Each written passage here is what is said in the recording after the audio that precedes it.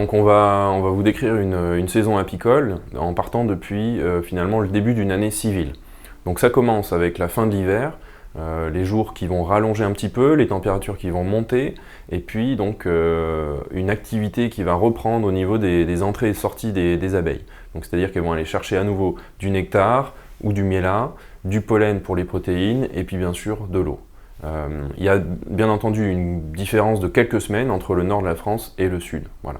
Avec donc dans le sud une activité qui reprendrait plutôt fin du mois de janvier, début du mois de février, et plutôt on va dire dans la moitié nord au-dessus de la Loire, il ne faut pas s'attendre à ce qu'il y ait trop d'activité avant mi-mars, début mars, mi-mars, voilà. Avec des différences bien entendu d'une année à l'autre. Donc deuxième étape, c'est la visite de printemps. L'apiculteur va profiter de conditions climatiques parfaites, c'est-à-dire une température, on va dire, au-dessus de 15 degrés, pas de vent,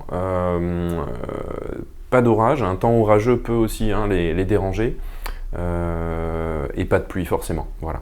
Donc on profite de ces conditions-là pour pouvoir visiter ces colonies. C'est la première fois qu'on les ouvre depuis tout l'hiver finalement, et donc on en profite pour faire un inventaire. On voit les colonies qui ont survécu, c'est normal qu'il y ait à peu près 5% de mortalité, on parle de mortalité naturelle. Bon, malheureusement, depuis quelques années, il y a une mortalité un petit peu plus importante avec des variations d'année en année, et voilà. C'est l'occasion donc de se projeter déjà dans l'année qui va venir. Est-ce qu'il faudra fournir un effort plus ou moins important pour compenser ces mortalités hivernales? Voilà. C'est aussi l'occasion de faire un bilan sanitaire, on va dire, des colonies qui sont toujours vivantes. Est-ce que la reine est là? Est-ce qu'elle est toujours vigoureuse? Est-ce qu'elle pond? La ponte a repris normalement. Est-ce qu'il n'y a pas de maladie au niveau du couvain, au niveau des abeilles adultes, etc. C'est aussi l'occasion de remplacer les cadres les plus anciens, qui sont noircis par le temps.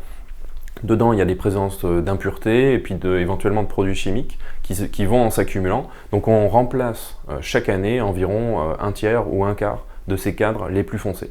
Donc quelques semaines plus tard, vont commencer les premières miellées, c'est-à-dire des rentrées de nectar ou de miella en abondance. Souvent c'est corrélé avec une rentrée aussi de pollen et donc un développement de la colonie. Cette période-là, donc comme je le disais, avec une expansion finalement du nombre d'abeilles, c'est aussi l'occasion pour l'apiculteur de créer des nouveaux essaims pour compenser les pertes hivernales notamment, ou pour se développer, ou pour en vendre. C'est aussi sinon l'occasion de poser des hausses pour donner plus de place aux colonies. Elles vont pouvoir stocker le miel en haut. Éventuellement, si la mielée est très forte, et si les visites sont un peu moins fréquentes pour l'apiculteur, on peut poser aussi 2 hausses. Au printemps, on va dire de mars jusqu'au début du mois de juin, c'est là qu'il faut être très vigilant. Si la colonie manque de place, à l'inverse, elle va être poussée à essaimer, et c'est quelque chose que, en principe, veut éviter l'apiculteur, puisque ça lui donne du travail en plus, d'avoir à récupérer des essaims qui seraient dans la nature, et puis d'avoir une colonie qui a finalement perdu pratiquement la moitié de sa population, et qui va produire donc moins de miel. Donc on passe maintenant à la récolte, c'est-à-dire que donc les récoltes vont être possibles finalement, on va dire de mi-mars jusqu'au mois d'août en général, avec donc successivement mielée, puis récolte, mielée, puis récolte. Voilà.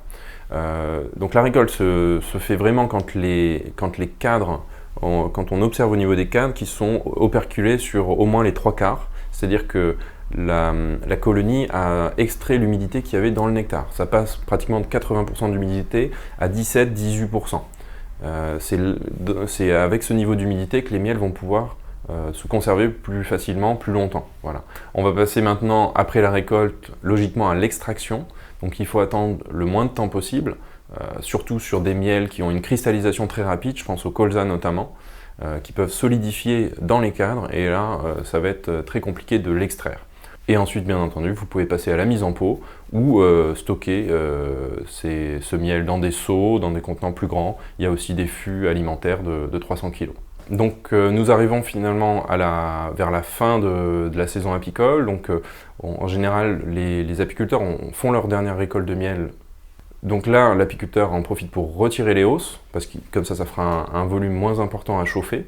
Et puis les abeilles vont stocker toutes leurs réserves finalement pour l'hiver dans la partie du corps, la partie en bas. C'est aussi à cette période-là une fois qu'on a fait la dernière récolte, qu'on peut effectuer le traitement contre le varroa destructeur, cet acarien. Nouvelle étape, maintenant on arrive à l'automne. Vous avez donc l'occasion de retirer les traitements contre le varroa. Il ne faut pas les laisser trop longtemps dans la ruche. Là, il faut être très vigilant. Vous faites ce qu'on appelle une visite d'automne.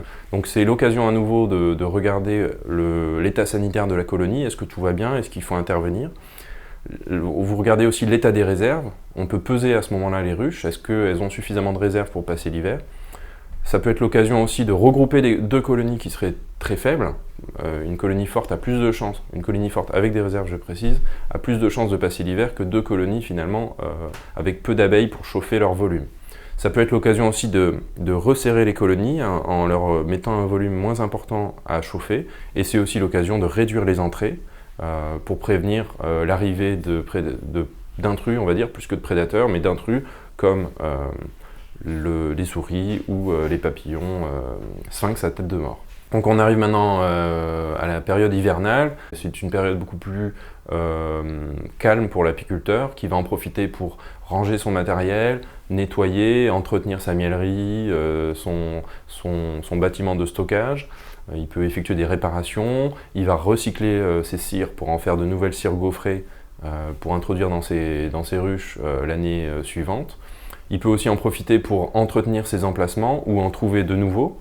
Et puis bien sûr, s'occuper de toutes les démarches administratives, la comptabilité et la déclaration obligatoire de ruche, qui se fait donc dès la première colonie, qui est obligatoire pour tous les apiculteurs et qui s'effectue sur Internet ou par papier entre le 1er septembre et le 31 décembre.